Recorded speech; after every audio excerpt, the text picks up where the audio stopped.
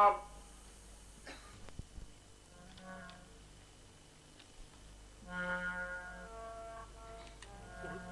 my guru, my guru.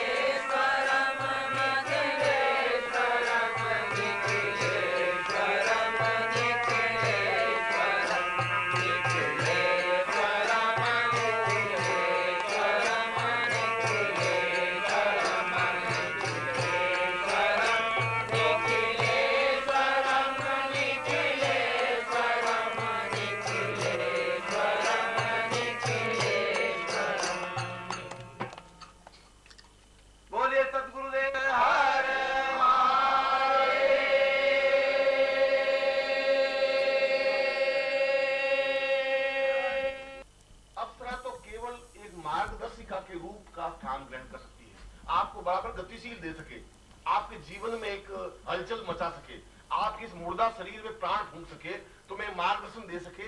जहां तुम उलझ जाओ, जहां तुम्हारी परेशानी आ जाए, जहां तुम्हारी बाधाएं आ जाए, जहां तुम्हें कोई रास्ता नहीं सूझ रहा हो, वहां तुम्हें रास्ता बता सके। इसलिए अप्सरा को 4 रूपों में स्पष्ट कहा है कि अप्सरा साधना से, अप्सरा जब भोजन कराती है तो बिल्कुल मां की तरह बन करके भोजन कराती है। मातृवत भोजन ही वही अप्सराम वाम प्रजायते। जैसे मां अपने पुत्र को अत्यंत प्यार के साथ भोजन कराती है, ठीक उसी रूप में वह साधक को भोजन कराती है और प्रेमिका के रूप में उसको आनंद प्रदान करती है।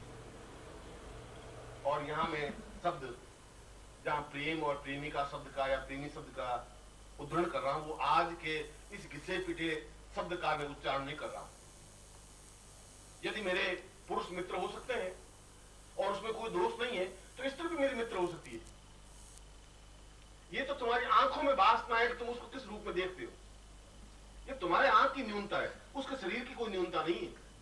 यदि मेरे 10 मित्र हैं और पुरुष मित्र हैं और उसमें अगर किसी प्रकार की अड़चन नहीं है, कोई बाधा नहीं है, अगर मैं उससे बात करता हूं तो मैं किसी प्रकार से शरीर मेरा न्यून नहीं बन जाता या कमजोर नहीं बन जाता या कोई गड़बड़ी पैदा नहीं होती, तो अगर 10 स्त्री मित्र है तब भी कोई न्यूनता नहीं बन सकती। जिस प्रकार से पुरुषों के साथ व्यवहार करता हूं उसी प्रकार से स्त्रियों के साथ भी व्यवहार कर सकता हूं। इसलिए जीवन में आनंद भौतिक सुखों से प्राप्त नहीं हो सकता है। पंखा लगने से आनंद नहीं मिल सकता, सुख मिल सकता है। सुख एक अलग चीज है। सुख तो मैं एयर कंडीशन लगा दूंगा तो सुख मिल जाएगा, सुख तो मैं अच्छे वस्त्र पहनूंगा रेशमी तो सुख मिल सकता है, अच्छा मिठाई खा लूं तो सुख मिल सकता है, आनंद नहीं मिल सकता है। आनंद और सुख में डिफरेंस है। सुख हम खरीद सकते हैं, आनंद को खरीद नहीं सकते।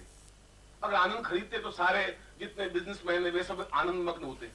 वे तो बहुत टेंस में, खाना खा ही नहीं सकते पूरी तरह से, 1 रोटी 1.5 रोटी से आगे भोजन ही नहीं कर सकते, शक्कर वो खा नहीं सकते, घी नहीं खा सकते, नींद वो ले नहीं सकते।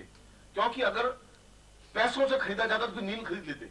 वो करवटें बदलते हैं और गोलियां लेते हैं, 2-2 गोलियां, तब जाके नींद आती है।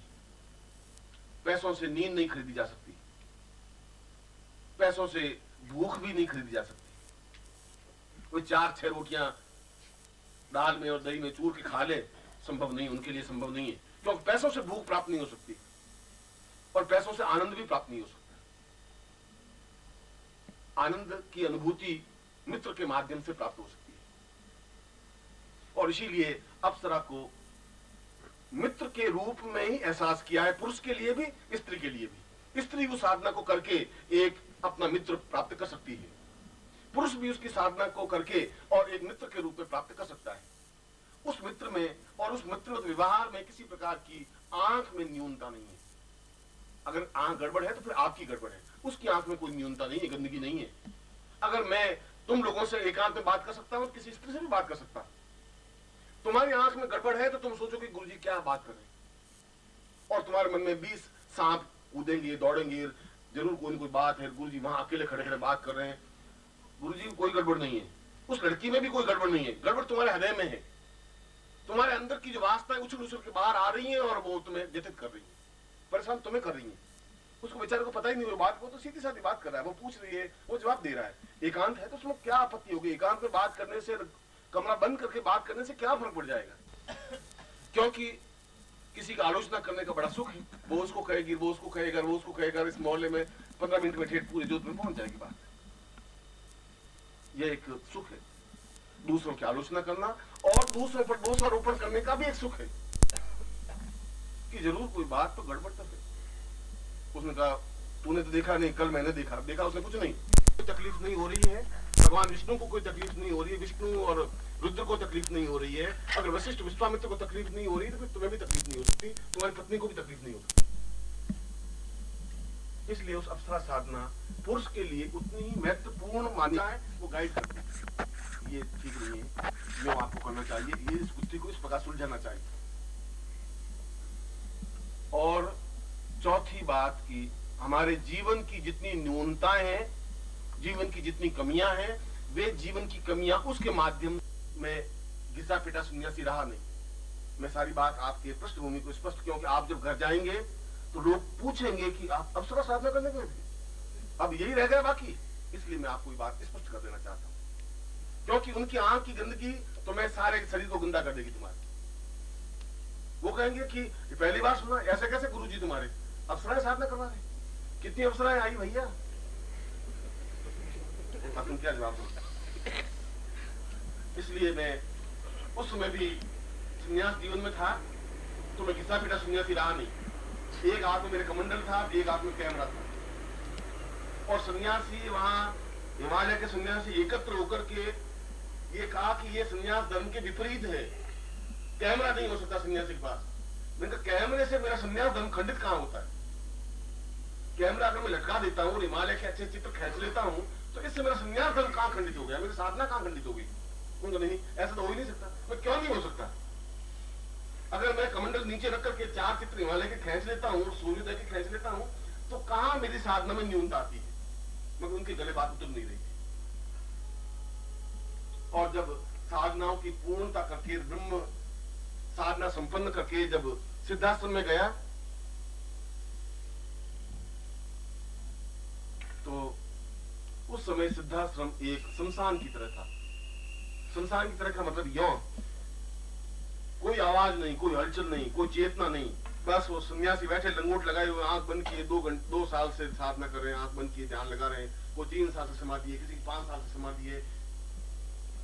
इस जगह अपन जिंदा नहीं रह सकते, ये आंख बंद करके 3-3 साल 2-2 साल अपन नहीं बैठ सकते, ये संभव नहीं है, ये उचित नहीं है। ये सिद्ध योगा झील है, इतनी सुंदर स्फटिक की नावें हैं, ये सिद्ध योगा झील में स्नान करने का एक आनंद है, एक तृप्ति है, एक संगीत है, ये सब ये कैसे होगा?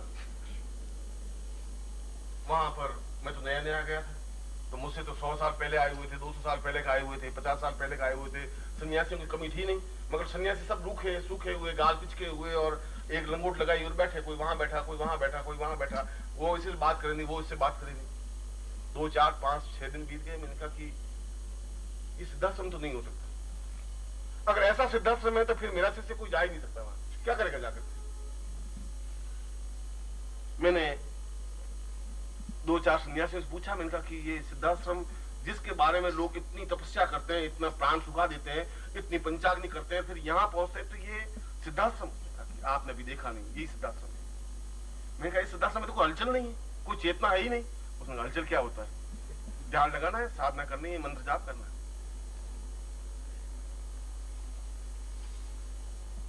उसके बाद में कोई उत्सव आया, सिद्धाश्रम महोत्सव। वहां पर प्रत्येक अप्सरा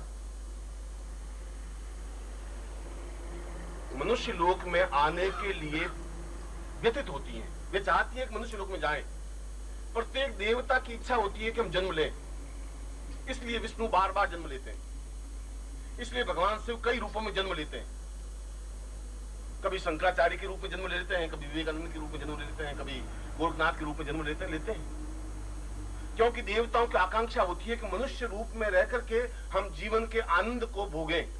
और ठीक इसी प्रकार से अप्सराएं भी इस उम्मीद में प्रतीक्षा में रहती हैं कि हम गृहस्थ जीवन में और किसी इस संसारिक जीवन में किसी व्यक्ति के पास रहें। और मैंने उनका आह्वान करके, भगवान शंकर बेकार है क्योंकि भगवान शंकर के माध्यम से संगीत की उत्पत्ति हुई, उनका तांडव नृत्य हुआ, तांडव नृत्य से 14 शब्द निकले और उन 14 शब्दों से पूरी ये व्याकरण की रचना हुई। आई ओन रील रख ए ओंग छाया वरट लण यमगण। फिर ये क्या नृत्य, भगवान शंकर ने नृत्य क्यों किया? अगर वह नृत्य दोष युक्त है तो तुम्हारा नृत्य भी दोष युक्त है। भगवान विष्णु ने मोहनी रूप धारण क्यों किया, फिर क्यों नृत्य किया? मैं उनको कन्विंस कर रहा था, वे बहुत घबराई हुई। उन्होंने सोचा कि अगर गुरुदेव आ गए सच्चिदानंद जी तो बहुत मुश्किल हो जाएगी, आप नहीं जानते हैं। मैंने कहा तुम्हें कल नृत्य करना है, जो कुछ होगा कल देख लेंगे। और उनको तैयार किया और दूसरे दिन सारे सन्यासी आकर के बैठे और नृत्य हुआ। और मैं सोचता हूँ कि जितने सन्यासी थे उन सबको 100 बिच्छुओं ने तो काटा ही होगा एक साथ। उछल के देख रहे थे, उनकी तरफ ताक रहे थे और उछल रहे थे और जोश में ऊंचे नीचे हो नहीं रहे थे। घंटे भर का पूरा नृत्य हुआ। बीच में एक निर्भयानंद जी थे, वो बहुत ही काफी वर्ष 700-800 साल के थे। उन्होंने कहा कि ये नृत्य का किसने कहा? मैंने कहा नृत्य का तो मैंने कहा है। उनका कि एहसास के लिए नृत्य और इस अप्सराओं से। ओम परम तत्वाय नारायणाय गुरुभ्यो नमः। ओम ह्रीं मम प्राण देह रोम प्रतिरोम चैतन्य जाग्रय ह्रीं ओम नमः। ओम भूर्भुवः स्वः तत्सवितुर्वरेण्यं भर्गो देवस्य धीमहि धियो यो नः प्रचोदयात्।